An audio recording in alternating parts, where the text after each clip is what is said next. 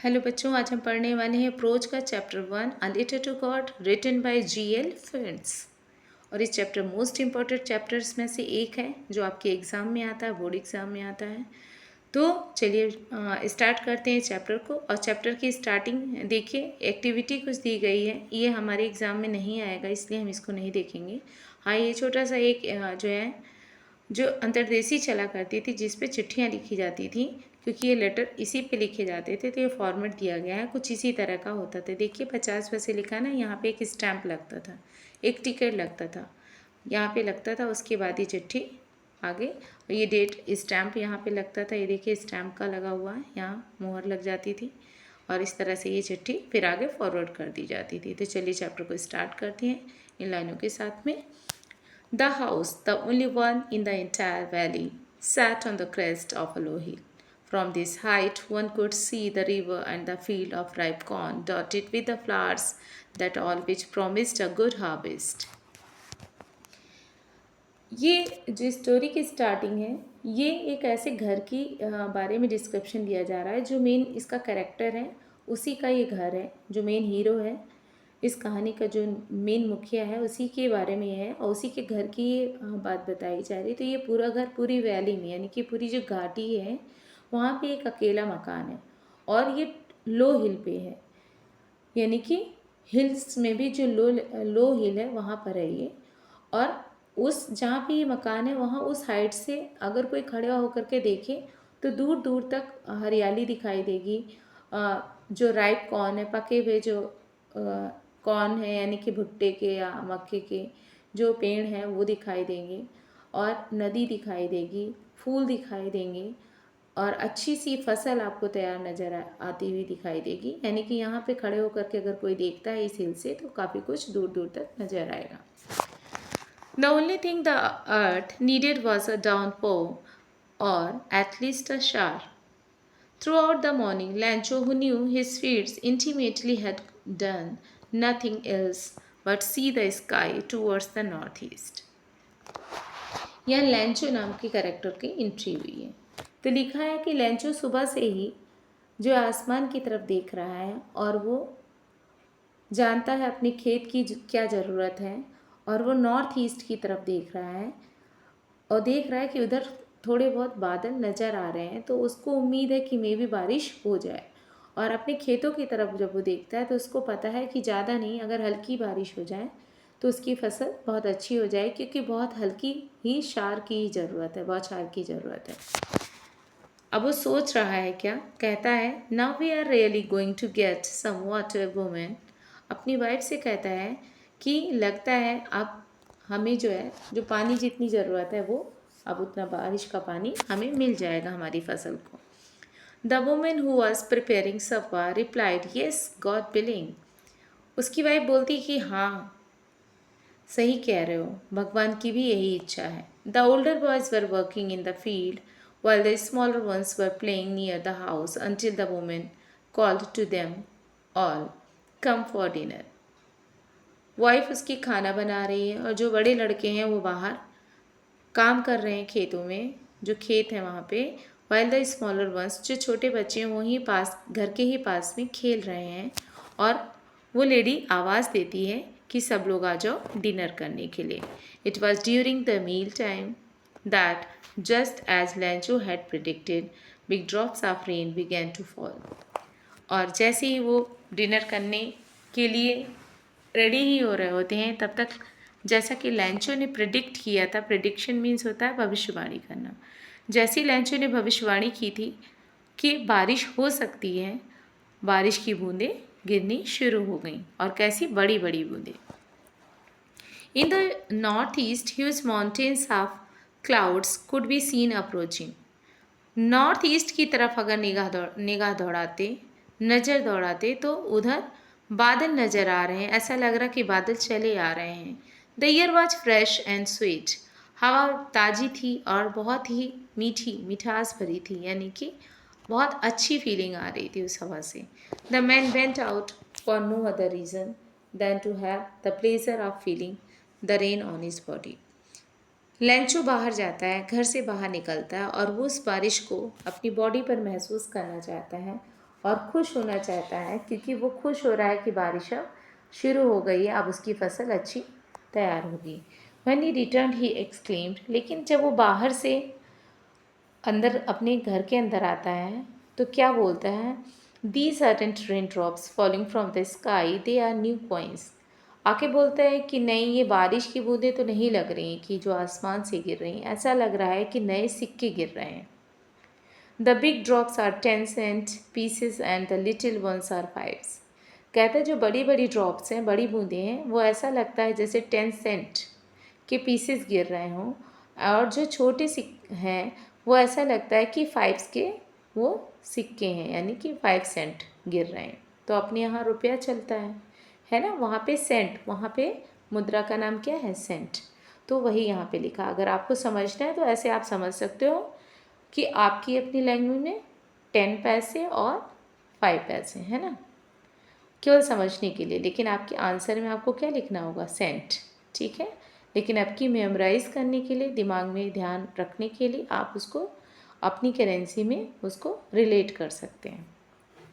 और ये क्वेश्चन आपके बोर्ड में आता है, ये क्वेश्चन पूछा गया, बहुत बार पूछा जा चुका है कि बड़ी बूंदों को किससे कंपेयर किया गया है, छोटी बूंदों को किससे कंपेयर किया, और आगे अभी और भी चीज़ें आएंगी जब यहाँ पे जो है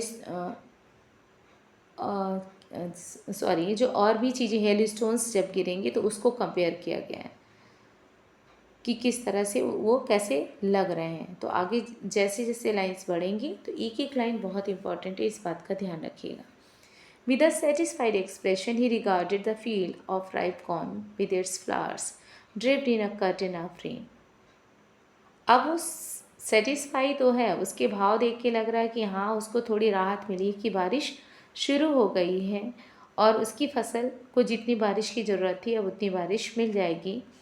लेकिन थोड़ा सा, बट सडनली स्ट्रॉन्ग में वो इतना सेटिस्फाई हो ही रहा होता है कि चलो भाई, उसकी फसल पक कर के खड़ी है, फूल एकदम लगे हुए हैं और बारिश अभी हल्की हल्की हो रही है। But suddenly strong wind began to blow, लेकिन अचानक से तेज़ तूफ़ानी हवा चलने लगती है।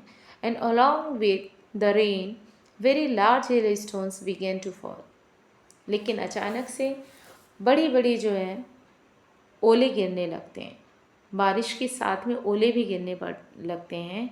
These truly did resemble new silver coins, और फिर वो कहता है कि ये जो हेल स्टोन्स गिर रहे हैं, ये जो ओले गिर रहे हैं, ऐसा लग रहा है कि न्यू सिल्वर कॉइन्स, नई चांदी के सिक्के गिर रहे हैं। The boys exposing themselves to the rain ran out to collect the frozen pearls. वो लड़के, उसके जो बच्चे बाहर खेल रहे थे बारिश में भीग भीग करके, वो क्या कर रहे हैं? उन फ्रोजन पर्ल्स को, जो अभी ये जो मोती जैसे ये जो हेल स्टोन्स गिरे हैं, जो ओले गिरे हैं, उनको वो कलेक्ट कर रहे हैं, उनको इकट्ठा कर रहे हैं। It's really getting bad now exclaim the man. अब वो कहता है कि ये तो बहुत बुरा हो रहा है, यानी कि ये जो बारिश के साथ में ये हवा चली, हवा के साथ में ये जो हेल स्टोन्स ओले गिरने लगे हैं, ये सही नहीं है, ये गलत हो रहा है। I hope it passes quickly, कहता है कि मैं यही प्रे करूँगा कि ये जल्दी से निकल जाए, ये जो हेल स्टोन्स गिर रहे हैं ये जल्दी से पास ऑन कर जाएं, जल्दी से आगे बढ़ जाएं। It did not pass quickly, लेकिन फिर अपने आप से ही कहता है कि नहीं, ये जल्दी लगता नहीं है कि ये जल्दी ये मौसम चेंज होगा। For an hour the hell rained on the house, 1 घंटे तक लगातार ऐसे ही ओले गिरते रहे उस घर पे और आसपास के एरिया में। The garden, the hillside, the cornfield on the whole valley, पूरी घाटी में, घर हो, बगीचा हो, हिल एरिया हो, या वो जो कॉर्न की फसल लगी थी वो थी, सब जगह केवल क्या हो रहा था? ओले गिर रहे थे। द फील्ड वाज वाइट, और ओले गिरने की वजह से पूरी मैदान, पूरे सारे खेत एकदम सफ़ेद नज़र आ रहे थे। As if covered with salt, मानो कि किसी ने नमक को फैला दिया है, नमक से ढक दिया हो। Not a leaf remain on the trees, the corn was totally destroyed, एक पत्ता भी नहीं बचा था पेड़ों पर। और कॉर्न की जो फसल थी, मक्के की जो फसल थी, या इसमें धान भी लिखा रहता है कई कई किताबों में, तो उसको भी ध्यान रखिएगा कि फसल की बात हो रही है, कॉर्न की फसल। तो कॉर्न की जो फसल है पूरी तरह से डिस्ट्रॉय हो गई थी, नष्ट हो चुकी थी।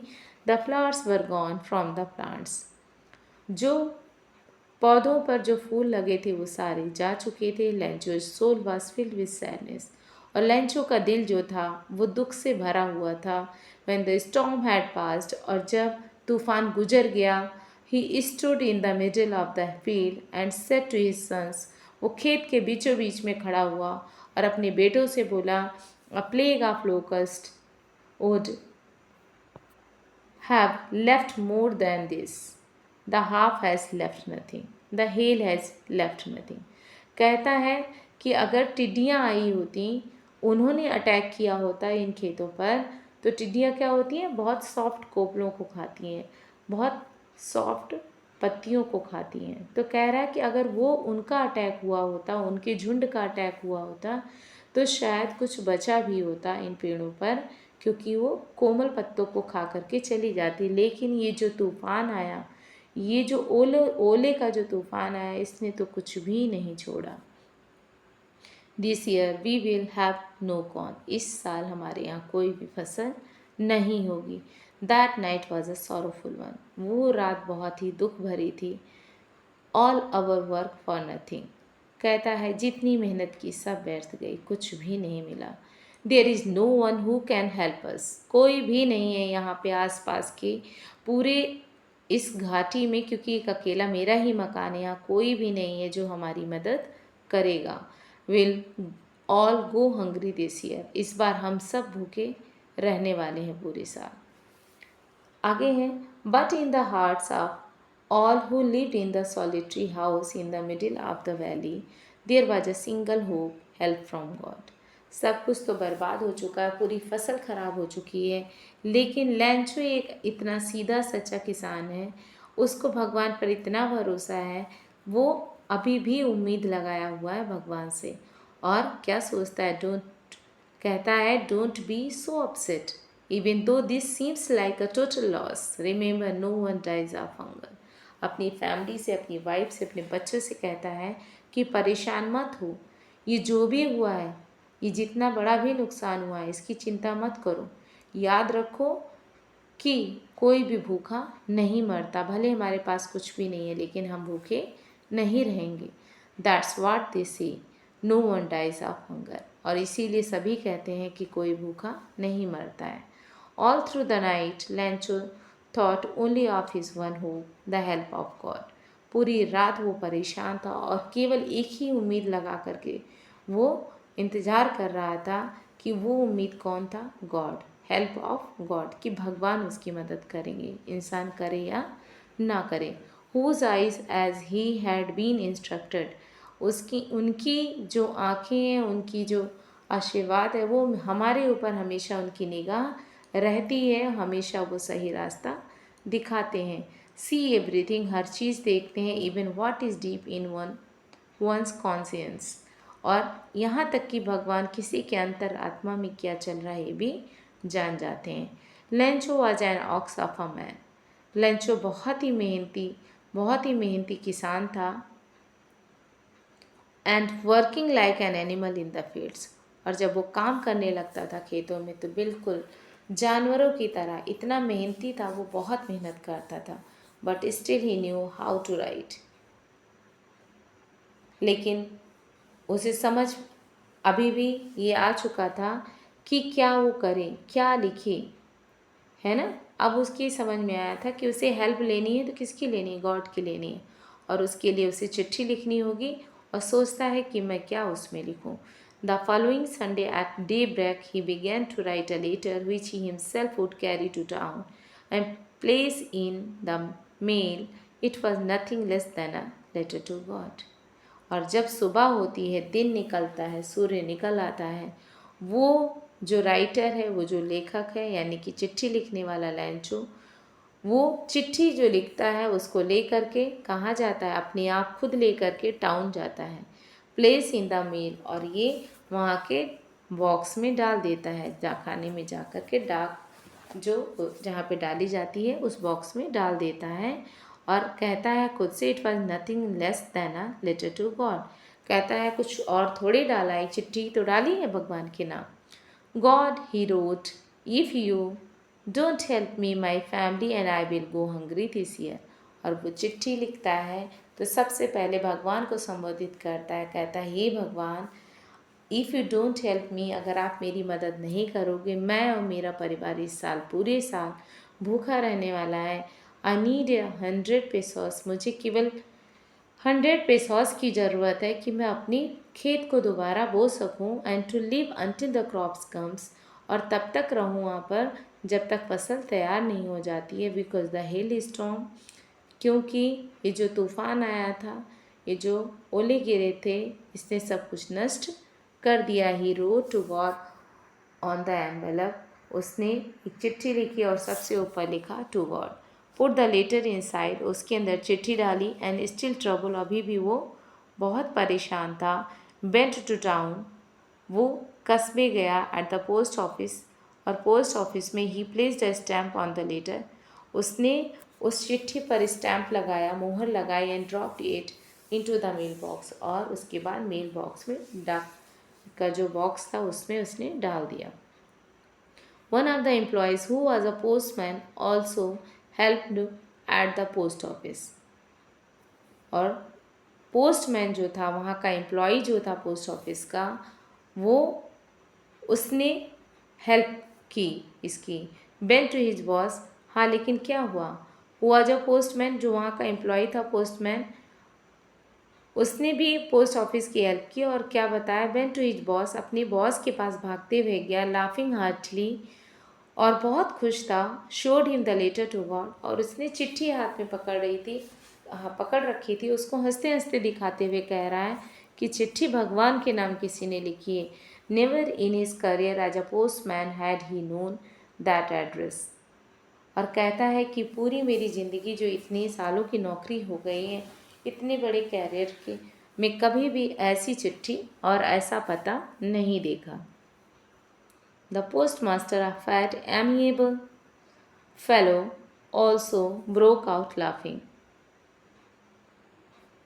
जो ऑफिशियल्स हैं वहाँ के, जो पोस्टमास्टर है, वो भी बहुत ही हंसमुख, बहुत ही अच्छा ऑफिसर है।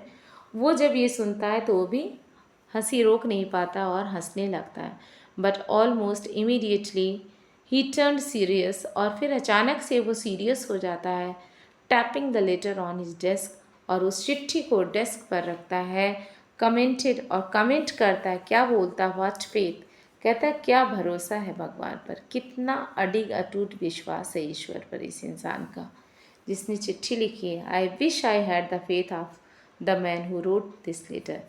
कहता है काश कि मेरे अंदर भी ऐसी ही श्रद्धा, ऐसे ही विश्वास होता, और मैं भी गॉड को लेटर लिखता है। Starting up a correspondence with God, और जो ये करिस्पॉन्डेंस था, ये चिट्ठी भेजना और लाने की जो प्रक्रिया थी, ये इसकी शुरुआत भगवान के नाम से हो जाती। So in order not to shake the writer's faith in God, the post master came up with an idea. और जब पोस्ट मास्टर ने इस चिट्ठी को खोल के पढ़ा तो वो दया से भर गया। उसको लगा कि क्यों ना कुछ सोचा जाए, कुछ विचार किया जाए, आंसर द लेटर, और इस चिट्ठी का जवाब दिया जाए। But when he opened it, और लेकिन जैसे ही उसने उस बॉक्स को खोला, it was evident that to answer it he needed something more than goodwill. और कहता है कि जब उसको खोल के देखा तो केवल चिट्ठी का जवाब ही नहीं देना था, केवल उसकी हितैषी ही बन के आंसर नहीं देना था, बल्कि कुछ और भी लिखा हुआ था।